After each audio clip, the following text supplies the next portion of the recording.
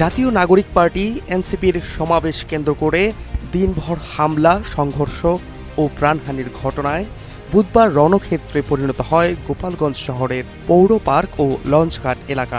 সংঘর্ষে নিহত হন 4 জন, 9 জন গুলিবিদ্ধ সহ আহত হয়েছেন শতাধিক।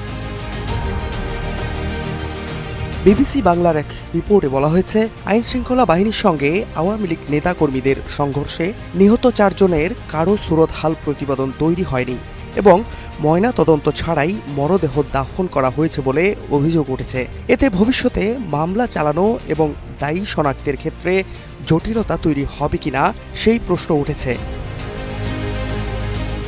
নিহত রমজানের পরিবারের অভিযোগ, ময়না তদন্ত না করেই মরদেহ নিয়ে যেতে বলে হাসপাতাল কর্তৃপক্ষ। তবে হাসপাতাল থেকে জানানো হয়েছে, কোনো পরিবারই তার স্বজনের ময়না তদন্ত করতে রাজি হননি। নিহতদের মধ্যে দীপ্তি সাহা নামে এক পোশাক ব্যবসায়ীকে বুধবার রাতে পৌর শ্মশানে সৎকার করা হয়। টাইলস মিস্ত্রির সহকারী রমজান কাজীকে একই রাতে এশার নামাজের পর দাফন করা হয়। নিহত মোবাইল ফোন ব্যবসায়ী সোহেল রানা এবং ক্রোকারিজ দোকানের কর্মচারী ইমন তালুকদারকেও বৃহস্পতিবার সকালে পৌর কবরস্থানে দাফন করা হয়।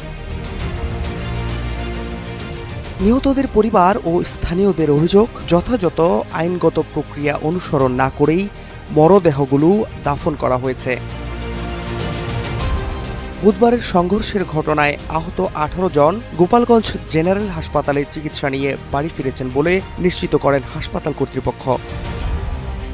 Fahad Shahriar, news desk, global television.